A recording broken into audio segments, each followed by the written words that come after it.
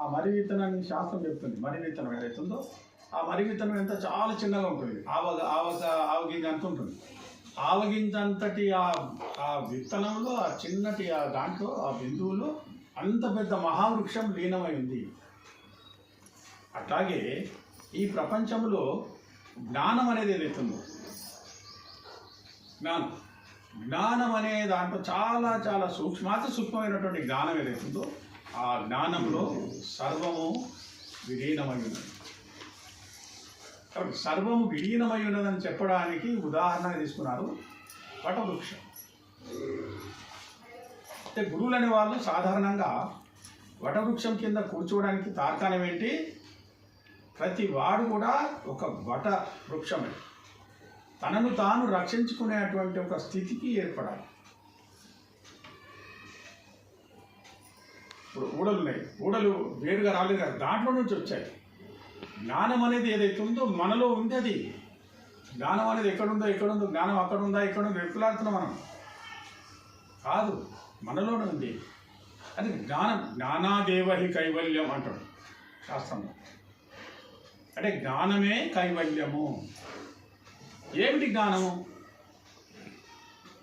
ఈ ప్రపంచమంతా ఏదైతుందో ఇది మాయా, ఇది భ్రాంతి, ఇది ఒకరోజు పోయేది, ఇది భ్రాంతి జనకమైనటువంటి, ఇది మృగతృష్ణ లాంటిది. మృగతృష్ణ లాంటి ప్రపంచము పోతుంది కంపల్సరీ. ఇది పోయినా ఈశ్వర తత్వం అనేది నిరంతరం ఉంటుంది, దానికి ఎటువంటి బాధ లేదు. భగవతత్వం అనేది అవుతుంది. కాబట్టి నువ్వేంటి? సాక్షాత్ స్వయం ఆత్మా బ్రహ్మ. తాను స్వయముగా బ్రహ్మమై ఉన్నాడు. తాను స్వయముగా బ్రహ్మమై ఉన్నాడు అనేటువంటి స్థితిని మర్చిపోయి మనం ఈ ప్రపంచం పట్ల మనం పరిగెడుతున్నాం.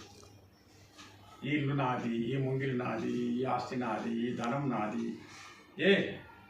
ఇవన్నీ సమస్తం నాది అని చెప్పేసి జన్మ దుఃఖం, జరా దుఃఖం, జాయా దుఃఖం, పునః పునః సంసార సాగరం దుఃఖం, తస్మా జాగ్రత్త. ఆశయా బధ్యతే లోకే కర్మనా బహుచింతయా ఆయుక్షీణం న జానాతి. మన యొక్క ఆయుష్ క్షీణిస్తుంది. చూడండి, జాగ్రత్తగా గమనిస్తే ఆయుష్ అనేది మనది క్షీణిస్తుంది, కానీ ఆశ మాత్రం తగ్గట్లేదు. 70 ఏళ్ళ ముసలాళ్ళు 15 ఏళ్ళ ఉరుకుదానం ఉంటున్నాడు. 70 సంవత్సరాలు ఉంటాయి వానికి, కానీ వాడు ఏమనుకుంటాడు? తనను తాను నేను 15 సంవత్సరాల నవనవీన యువకుని అనుకుంటాడు. అంటే ఆశలు అలా హెచ్చరిల్తుంటాయి. ఆశ కద్దు లేదు అనుకో. ఆశయా బధ్యతే లోకే. ఈ ప్రపంచం ఆశకు బందీ అవుతుంది. ఈ ప్రపంచంలో చేస్తున్నటువంటి కర్మలలో ఏం జరుగుతుంది? చింత. ఎటువంటి చింత? కర్మ చేస్తున్నప్పుడు మనకు ఫలితం వచ్చినా చింతనే, ఫలితం శూన్యమైన చింతనే. మనకు నష్టం వచ్చినా చింతనే, లాభం వచ్చినా చింతనే. నష్టం వస్తే అయ్యో పోయింది కదా, లాభం వస్తే దీన్ని ఎక్కడ దాచుకుంటాం, దీన్ని ఏ రకంగా దీన్ని ఇంకా అభివృద్ధి చేయాలి? చింత. అందుకొరికే కబీర్ అంటాడు ఒక దగ్గర, చింత చోట్ చింతన్ కర్. చింత వదిలేయి, చింతన. కాబట్టి దీంట్లో ఏం చెప్పాడు? వట విటపి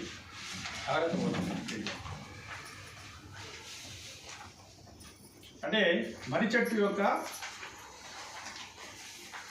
భూమి బాగే. అంటే మర్రి చెట్టు పూర్తిగా మొదలు దగ్గర కూర్చొని అన్నాడు స్వామి. నిషండం అంటే కూర్చొని ఉంటుంది. అయితే ఆయన చుట్టూతా ఎవరున్నారు? మునిజనులంతా ఉన్నారు. మునిజనులకు జ్ఞానదాతారం, మునిజనులకు జ్ఞానాన్ని బోధిస్తూ ఉన్నాడంట స్వామి. ఏ రకంగా బోధిస్తూ ఉన్నాడు? మౌన వ్యాఖ్య.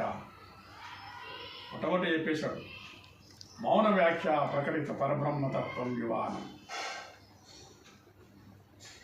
మౌనమే సమస్త వేదాల సారాంశమని తన మౌనం ద్వారా అక్కడ కూర్చున్నటువంటి మునిజనులందరికీ కూడా బోధన చేస్తున్నాడు స్వామి.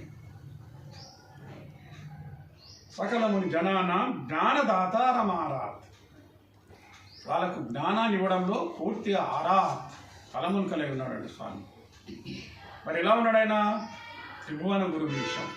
ఈ సమస్త 3 జగాలకు ఆయన గురువై ఉన్నాడు, ఈశ్వరుడై ఉన్నాడు. దేవుడే ఉన్నాడు. మరి ఎలా ఉన్నాడు స్వామి? దక్షిణామూర్తి అయిన, అంటే దక్షిణం వైపున ముఖం పెట్టి కూర్చున్నాడు. మరి ఏం చేస్తున్నాయన? జనన మరణ దుఃఖ ఛేద దక్షం నమ. జీవునికి వచ్చేటువంటి జనన మరణం అనేటువంటి దుఃఖం ఏదైతుందో దాన్ని తొలగించేవాడై ఉన్నాడు. అటువంటి గురువుకి నేను నమస్కరిస్తున్నానని చెప్తున్నాను. టోటల్గా ఈ దక్షిణామూర్తి స్తోత్రం అంతా గురువు గురించే చెప్తారు. అంటే గురువు బోధించేటువంటి బోధ ఏదైతుందో అది చెప్తుంది.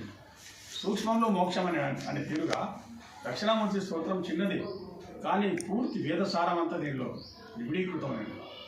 దీన్ని పూర్తిగా విలీనమైనది. ఇది ఒక్కటి చక్కగా తెలుసుకుంటే చాలు, సమస్తం తెలుసుకున్న దాంతో సమానం. రైట్.